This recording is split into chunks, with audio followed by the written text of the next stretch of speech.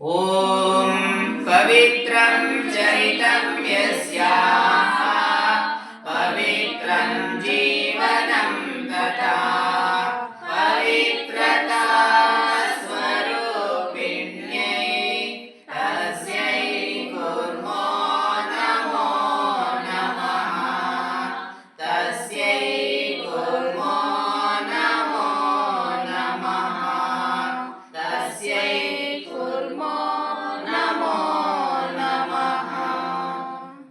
ದಿವ್ಯೇತರೆಯರಿಗೆ ಭಕ್ತಿಪೂರ್ವಕ ಪ್ರಣಾಮಗಳು. ಸ್ವಾಮಿ ಶಿವಾನಂದರಿಗೆ ಮತ್ತು ಸ್ವಾಮಿ ಪ್ರೇಮಾನಂದರ ದಿವ್ಯ ಚರಣಾರವಿಂದಗಳಿಗೆ ಭಕ್ತಿಪೂರ್ವಕ ನಮಸ್ಕಾರಗಳನ್ನು ಸಲ್ಲಿಸ್ತಾ, ಪೂಜ್ಯ ಮಾತಾಜಿಯವರಿಗೂ ಮತ್ತು ಎಲ್ಲ ಭಕ್ತರಿಗೂ ಸಹ ಭಕ್ತಿಪೂರ್ವಕ ನಮಸ್ಕಾರಗಳನ್ನು ಸಲ್ಲಿಸ್ತಾ, ಸ್ವಾಮಿ ಪುರುಷೋತ್ತಮಾಜಿಯವರು ಬರೆದಿರುವಂತಹ ಶ್ರೀ ಶಾರದಾ ದೇವಿ ಜೀವನ ಗಂಗಾ ಗ್ರಂಥ ಪಾರಾಯಣವನ್ನು ಮಾಡ್ತಾ ಬರ್ತಾ ಇದ್ವಿ. ಲೋಕದಾಚೆಯ ಬೆಳಕು ಎನ್ನುವ ಅಧ್ಯಾಯವನ್ನು ಗಮನಿಸ್ತಾ ಇದ್ವಿ. ಶ್ರೀಮಾತೆಯವರು ಯಾವೆಲ್ಲ ರೀತಿಯಲ್ಲಿ ಭಕ್ತರಿಗೆ ದರ್ಶನವನ್ನು ಕೊಡ್ತಾ ಇದ್ರು, ಆ ಸ್ವಪ್ನಗಳು ಕನಸಾಗಿ ಅಷ್ಟೇ ಉಳಿಲಿಲ್ಲ, ಅವೆಲ್ಲವೂ ಸಹ ನಿಜ. ಆಮೇಲೆ ಶ್ರೀಮಾತೆಯವರು ಒಬ್ಬ ಭಕ್ತೆ ಶ್ರೀಮಾತೆಗೆ ಸೀರೆ ತಂದು ಕೊಡ್ತಾರೆ. ಶ್ರೀಮಾತೆಯವರು ಆಕೆ ಸೀರೆ ನಿಸ್ಕೊಂಡು ಉಟ್ಕೊಂಡು ತೋರಿಸ್ತಾರೆ. ಆ ಸೀರೆನ ಇಲ್ಲಿ ಕೊಡು, ಅದನ್ನು ನಾನೀಗ ಉಟ್ಟುಕೊಳ್ಳಬೇಕಲ್ಲವೇ ಎನ್ನುತ್ತಾ ಅದನ್ನು ಶ್ರೀಮಾತೆಯವರು ಸ್ವೀಕರಿಸಿ ಉಟ್ಕೊಳ್ತಾರೆ. ಅಂದು ಲಕ್ಷ್ಮೀ ಪೂಜೆಯ ದಿನ ಬೇರೆ. ಅದ್ರ ಬಗ್ಗೆ ನಾವು ಇಂದಿನ ಸತ್ಸಂಗದಲ್ಲಿ ಗಮನಿಸಿದ್ವಿ. ಮುಂದುವರೆದ ಭಾಗ. ಅದೇ ದಿನ ಸಂಜೆ ಇನ್ನೊಬ್ಬಳು ಭಕ್ತೆ ಒಂದಿಷ್ಟು ಪೂಜಾ ದ್ರವ್ಯಗಳನ್ನು ತೆಗೆದುಕೊಂಡು ಬಂದು ಶ್ರೀಮಾತೆಯವರ ಪಾದಗಳನ್ನು ದೇವಿ ಭಾವದಿಂದ ಪೂಜಿಸಿ ಒಂದಾಣೆ ಕಾಣಿಕೆ ಸಲ್ಲಿಸಿ ಪ್ರಣಾಮ ಮಾಡಿದಳು.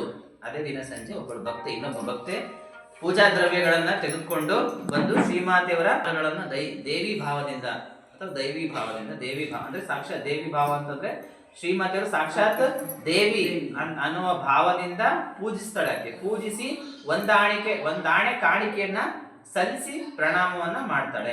ಅವಳ ಪೂಜೆಯನ್ನ ಅವಳು ಅಷ್ಟೇ ಘನತೆಯಿಂದ ಭಾವದಿಂದ ಸ್ವೀಕರಿಸಿ ಅವಳಿಗೆ ಆನಂದವನ್ನುಂಟು ಮಾಡಿದರು.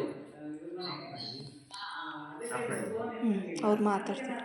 ದಿನ ಸಂಜೆ ಅದನ್ನ ಆಫ್ ಮಾಡಿ ಅದನ್ನ ಆಫ್ ಮಾಡಿದ್ರ ಇವಾಗ ಆನ್ ಮಾಡಿದ್ದೀನಿ. ಆಫ್ ಮಾಡಿ ಸೀರೆ ತಂದ್ಕೊಟ್ಟದನ್ನ ಶ್ರೀಮಂತರು ಬಹಳ ಪ್ರೀತಿಯಿಂದ ಅವರೇ ಸ್ವತಃ ಕೇಳಿ ಉಟ್ಕೊಳ್ತಾರೆ.